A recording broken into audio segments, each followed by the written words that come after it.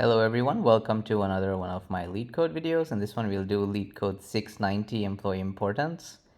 With all the layoffs going on right now in tech, we've had Google, Microsoft, Amazon, Meta. This is, I guess, a good seasonal question, which is a fun question to determine importance of each employee. So let's get right into it. Basically, we're given a list of employees, right? Each employee has an ID, an importance, and a list of subordinates or direct reports. And we have several direct reports with their own importance. And so the importance of an employee is his own importance plus the sum of all his direct reports combined, right? So there could be multiple levels of direct reports as well. So our approach for this is just going to be just the classical recursion or DFS, right? So in order to compute the importance of one employee, we'll compute the importance of their children, and then add them all up, right? So in order to do that, first we need a map of ID to the employee, right? So we can efficiently look up all the employees. So let's go ahead and do that real quick. So I've instantiated our map, and now we just need to loop through all of the employees and add them to our map. So I've added, all of the employees by the ID into the map.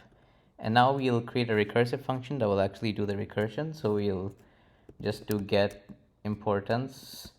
We'll pass the map and the ID of the employee we're trying to get the importance of.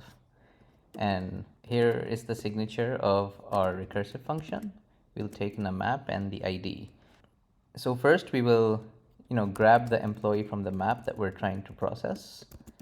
And then we'll instantiate the importance as employee.importance, right? And at the end, we'll return this importance.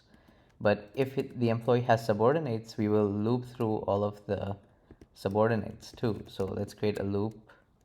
So here's a loop looping through all of the subordinates. And now what we'll do is into our importance variable, we'll add the importance of the subordinate, right? And if obviously the subordinate has no sub-subordinates, this loop will just be empty and we'll just return the importance of the self. So that should be it. Let's run it and see how this does.